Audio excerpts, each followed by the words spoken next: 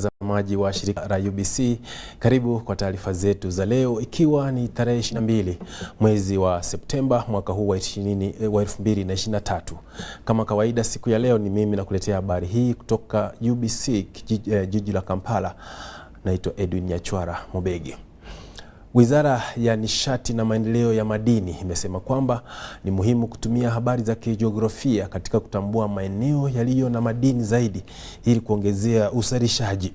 Haya yamesemwa wakati wa washa wa jiografia awamu ya 10 uliofanyika hapa mjini Kampala, na ambao unalenga kuongeza nguvu utekelezaji wa miradi inayotumia nishati.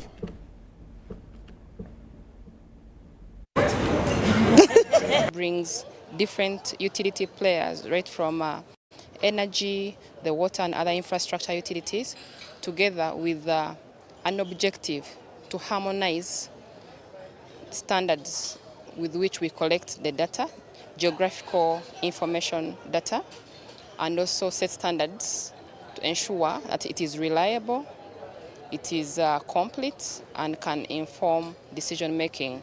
Delivering services that are based on infrastructure. So we are talking about electricity lines, we are talking about the oil pipeline, we are talking about, mineral sites.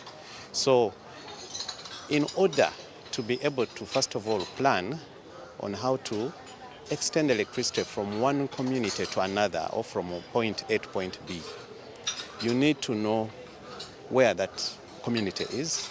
You need to know how you'll be able to extend the network. How is the topology? Are there swamps? Are you going to cross through protected areas like, national parks? So what is the impact of coming with your equipment and your digging and your cutting trees, So the power of the GIS is to be able to have all this data. We call it layering. When that information is entered in the database, then we have it. Before any other team is deployed to go and do any work, they first refer to the database. So there will not be repeat surveys. Every time someone is saying, I'm going to survey that village, I'm going to survey that village. We'll already have it in the system. So any mention of that village, you do a search in the GIS. And then we'll see that we already have a survey. And this is the number of transformers needed. This is the number of LV poles, low voltage poles. This is the length of conductor needed. So we avoid that repeat. And that means we don't waste money in repeat visits. The big challenges is access to data. Because we do not operate in isolation.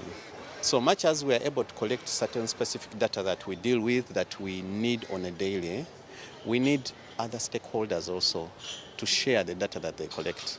We don't have to every time be budgeting to carry out activities which other people could have carried out within their mandate. So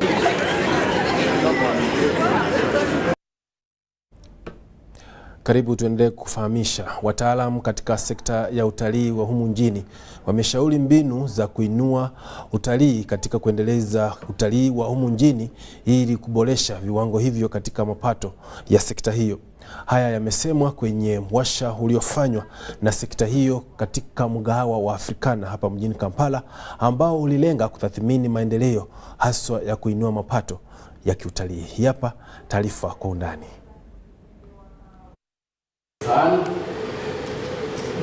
Those approaches, especially we needed to develop a marketing strategy where we look at green tourism or sustainable tourism.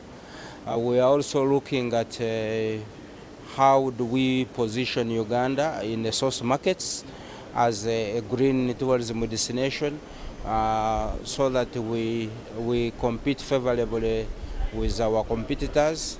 As you may be aware, all the tourists are more cautious about where they go, whether they practice green tourism or sustainable tourism. So greening tourism is not only planting trees or conservation, but it is a holistic approach where especially the local communities benefit out of tourism.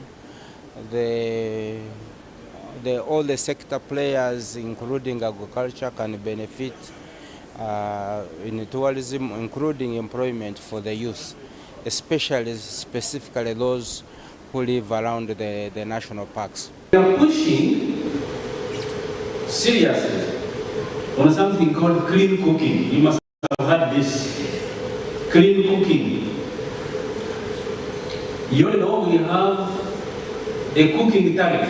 Have you seen that? So for 11 cents, between 80 and 150 kilowatt hour. Encourage people to cook using electricity. So what we've done is to say, let's give out cylinders, cut out this initial acquisition cost. And when you do the economics, it becomes now at par with the other alternative energy source. So the action of giving a free cylinder, we are dealing with the problem of the initial acquisition cost, so that the user can find it cheaper than the alternative.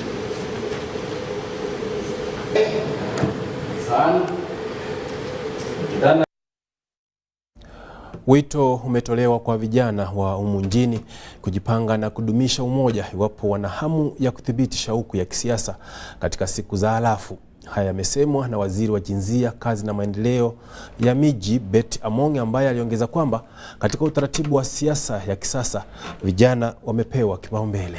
Hapa taarifa kwa makini. Okay, so we have a program. Do you have it? Okay, so I don't need to go. The minister has taken a lot of notes, I've seen. So I'm really curious to. Betty, where are you? Come up, come up, come up.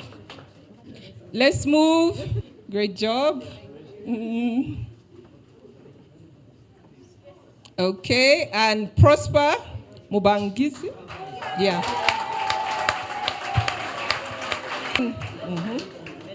Doreen and Brian Winnie. Brian. Hey! Okay, as Winnie, Delicious.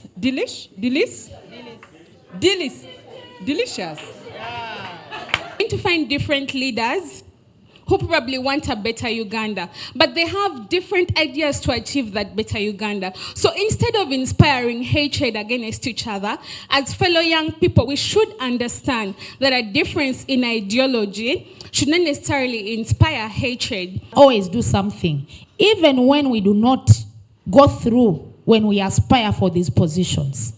Try to make sure you leave a legacy.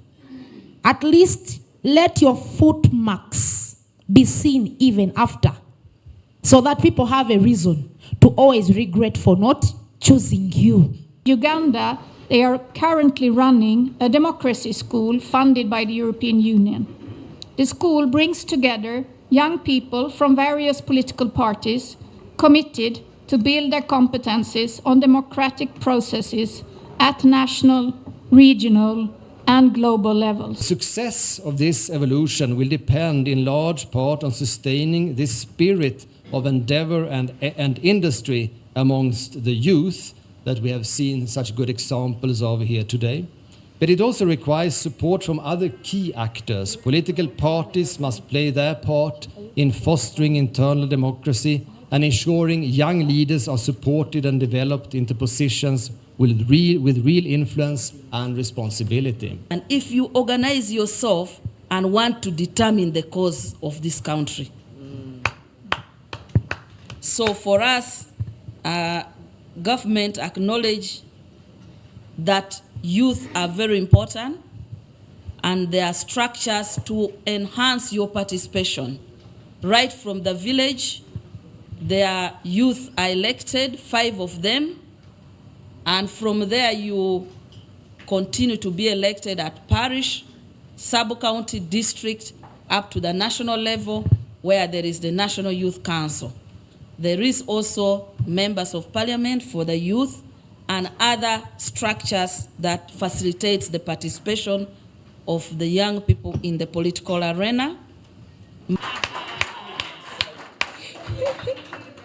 Okay, congratulations, victors. Well done. All right, so now pongezi basi walioshinda. Tunasema hongera na tunawaombea mema mnapoingia katika ulimwengu wa kuchapa kazi. Jopo la watu watano wataalamu kutoka Muungano wa Afrika wamefanya mkutano wa kubuni mbinu ya kuhakiki maendeleo na changamoto za Kiafrika. Jopo hilo limefanya mkutano na viongozi wa maendeleo ya mipango na miji hapa mjini Kampala ili kutathmini hali ilivyo katika mataifa ya Kiafrika, hususan maendeleo ya kiuchumi. Hii hapa taarifa kwa undani.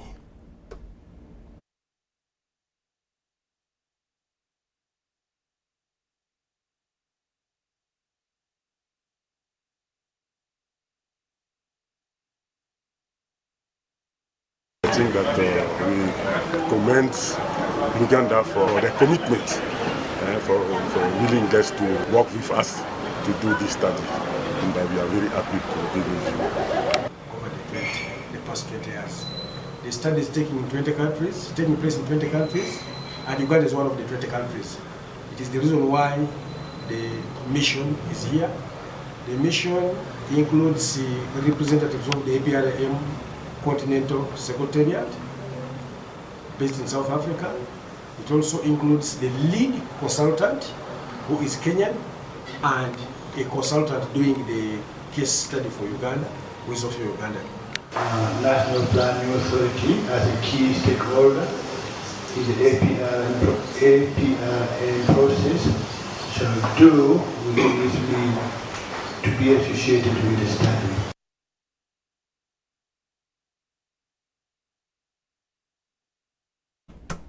Mtazamaji, ni shirika la UBC, kituo nambari 1 kinachokupa habari katika lugha ya Kiswahili, na tunakujia moja kwa moja kutoka jiji la Kampala.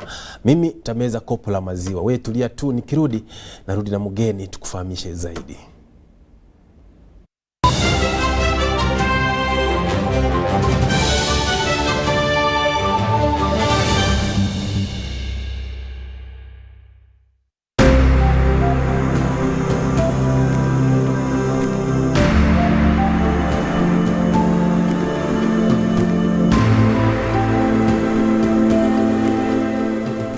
I'm very appreciative to the government of Uganda for the support it has given this school. First of all, it is paying 16 government teachers, and it's bringing in UPE funds that has partly helped the school. Formerly, the school was not like as it is now. We have put some good face. We have planted trees around the compound. We even have a banana plantation, very, very good looking.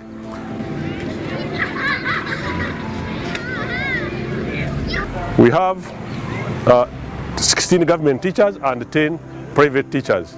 Those private teachers are paid by the government. I was here 1991, 1997. It became a model school 95. That's when it was changed from Kazo Primary School to Kazo Model School. I am a beneficiary of UPE. Government paid for me in 1997 when I was here as a student of this school.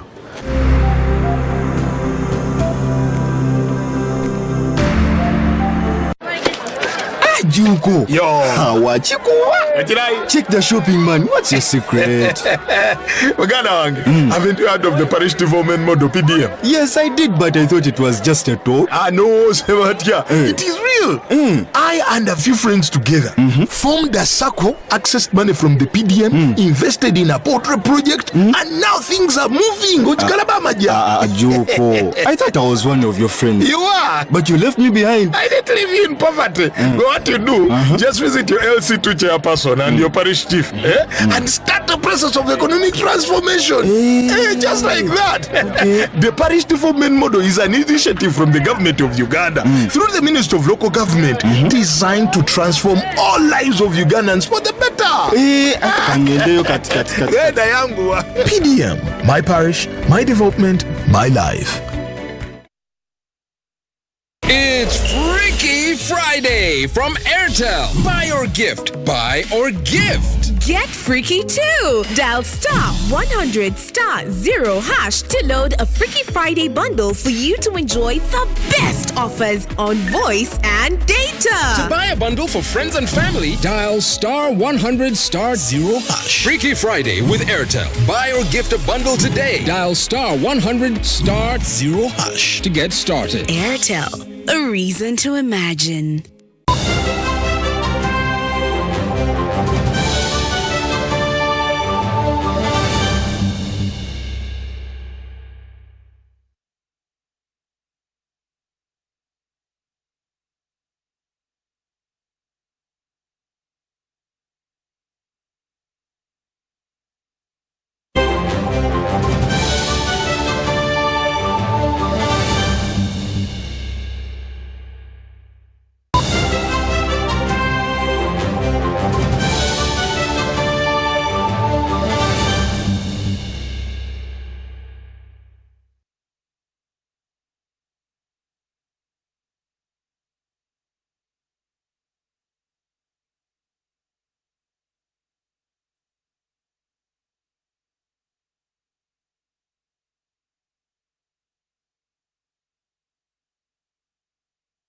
Mtazamaji, mgeni wetu amefika na Basa Viola kutoka Chuo Kikuu cha Makerere. Ashafika ili tukudondolee mada yetu ya leo. Hujambo na karibu. Salimia watazamaji halafu tuendelee. Watazamaji wa UBC TV, habari za jioni. Tumefurahi kuwa nanyi. Asante sana kutazama UBC Television. Hali ya hewa ni baridi. Ndiyo. Mnaendeleaje vipi katika Chuo Kikuu cha Makerere? Hata kwenye hali hii, hali hii inatusaidia kwa sababu unaweza kusoma vitabu kwenye hali hii na ukapata mambo ya uliyosoma. Ina maana kwamba inawalazimisha mnabaki ndani. Ndiyo. Ili muendelee kusoma na kupitia au kudurusu vitabu. Ndiyo. Twende moja kwa moja kwenye mada yetu ambayo inasema, mtazamaji, kwamba simu rununu imekuwa kidonda ndugu kwa uhusiano wa wanandoa siku hizi. Simu rununu au simu ya mkono ni nini na Basa? Simu ya mkono ni ile simu unayoweza kutumiwa unayoweza kutumikana na mtu. Inaweza kuwa smartphone, inaweza kuwa Nokia, inaweza kuwa kuna aina nyingi za simu. No. Ni kulingana na wewe unatumia simu ya aina gani. Ina maana ni chombo cha mawasiliano. Ni chombo cha mawasiliano. Kwa lugha ya kimombo wanasema smartphone. Ndiyo. Na tunaangalia kwamba we unahisi vipi kati ya mume na mke, nani ana uwezo wa kuangalia au kupitia simu ya mwenzake, ni mwanamume au mwanamke? Kulingana na mimi, no. Si kizuri kupitia kwa simu ya mume wako au mke wako, lakini wewe ikiwa unampenda mwenzako, anaweza kupitia kwenye simu yako. Na kwa hali ya juu ninaona kwamba mume ni yeye anayeweza kupitia kwenye simu yako kwa sababu Mungu alipokuwa anatuleta duniani, tulitokea kwa mwanamume. Na lakini siku hizi wameleta usawa, wanawake wanasema kwamba mwanamume na mwanamke wote ni sawa. Ndio. Na je, uone kwamba mume akipitia simu, akidurusu simu ya mke wake, anaweza kukumbana na ujumbe ambao unaweza kuvunja ndoa za wao wapenzi wawili? Ndio, ujumbe huo unaweza kuvuruga ndoa. Kwa mfano, unaweza ukiwa unafanya na mtu kwenye kazi au unasoma na mwanafunzi, anakusindikia anakutumia ujumbe. Baada ya huyu ujumbe, mume wako au mke wako anaweza kuona ujumbe. Baada ya kuona ujumbe, mnaweza kupata uvurugu kwenye familia yako.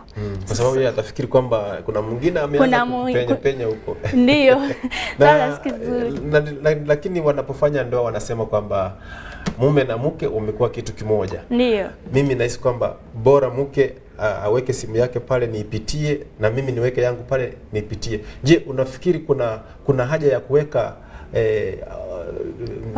password ili kudhibiti usalama wa simu ya kibinafsi, hasa kwa wawili ambao washapendana?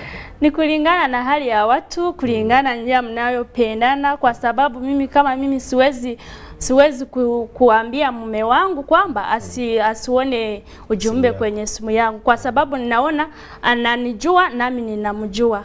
Ndio ulivyosema mwanzoni kwamba wakati mwingine kama watu ambao tumesoma nao wanapenda sana kurusharusha ujumbe zenye zinachokoza nyuki kwenye msinga na mpenzi akigundua kwamba hizo message anaweza yeye aweze akafikiri kwamba umetumiwa na mpenzi mwingine wa pembeni, kwa sababu wewe umeangalia ukasema mume wangu ananipenda, mke wangu ananipenda.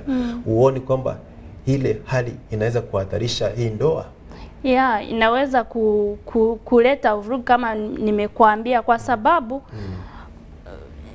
sababu ule mtu akikutumia ujumbe unaweza kusema hata anaweza yeye kuwa anajua kwamba wewe si mwanamke wa mtu. Sasa huyo akaona ujumbe au akatazama ujumbe kwenye simu, kinaweza kuleta vurugu. Lakini wewe kama mwanamke au wewe kama mume unaweza kumwambia huyu mtu yeye hajui, ndio sababu naona ujumbe huu. Na basi ina maana kwamba kutokana na tathmini yako unafikiri kwamba ni nini kifanywe kuhusu chombo hiki ambacho ni simu kwa wapenzi wawili ili kuendeleza uhusiano mwema? Kuendeleza uhusiano mwema, hebu tuache simu za wapenzi wetu, kwa sababu wewe hajui wakati unaweza kuona ujumbe na ulete vurugu, familia uvurugwe na kitaleta mambo mabaya. Shida itatokea kwenye jamii. Ndio. Na ni hayo mpenzi wangu mtazamaji, umesikia kwamba simu ya mkono au simu rununu inaweza kuwa kidonda ndugu katika ndoa au maisha ya mahusiano wa kina ndoa ya kisasa. Wewe na mimi tuna jukumu la kudhibiti uhusiano bora kutokana na yale ambao tunayafanya kwenye simu zetu. Maneno yako ya mwisho au jumbe wa mwisho kwenye watazamaji? Watazamaji, maneno yangu ya mwisho ni kwamba mkiwa mmefanya familia, mjua mtu uliyefanya naye familia. Ukiona ujumbe huyo unaweza kuzungumza naye, ujumbe huyo usilete vuruga kwenye familia ili tuishi pamoja. Naam, ni hayo mpenzi mtazamaji. Asante sana. Umesikia moja kwa moja kwamba wewe na mimi tuna jukumu la kudhibiti uhusiano mwema, na njia moja wapo ya kudhibiti uhusiano huo ni kuacha simu ya mwenzako iwe mbali na wewe ili usilete furugu, usichochee mitizamano au kukorofizana wa hapa na pale ambao unaweza kuletea uvunjaji wa harusi au ndoa ya wawili. Ni hayo tu kwa leo mpenzi mtazamaji, hadi hapo kesho. Jina langu ni Edwin Nychwara Mobegi.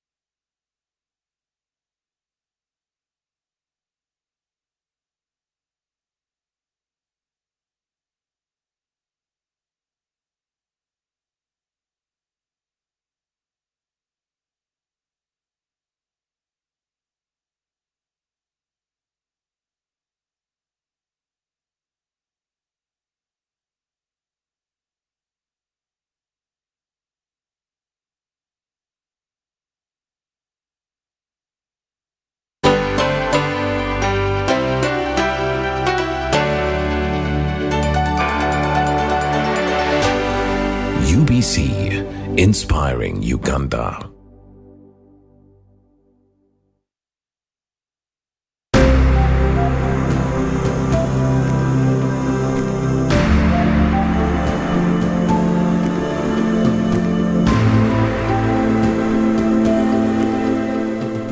In Bushenyi district, we run a number of programs ranging from service delivery to wealth creation. We have the presidential initiative on wealth creation, a MYOGA program, where we have 34 circles that have been given funds for the last 2 years, of which each circle received 33 million and only 2 managed to receive 50 million each. These funds have enabled the different categories of our population to engage into business-related activities, and we can see their incomes getting better. Some of them are into tailoring, others into mechanics, into carpentry, hairdressing, or mention it. And so far, they are running their enterprises smoothly.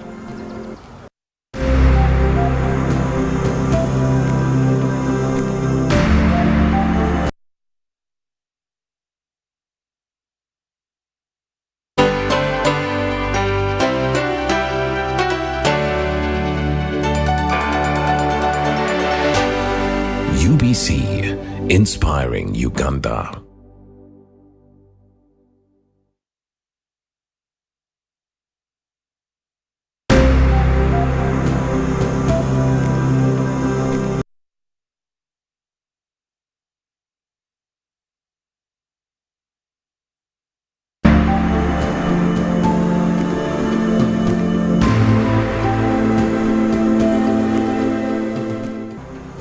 We are running the program of parish development model. That is a model, a strategy that is supposed to enhance wealth creation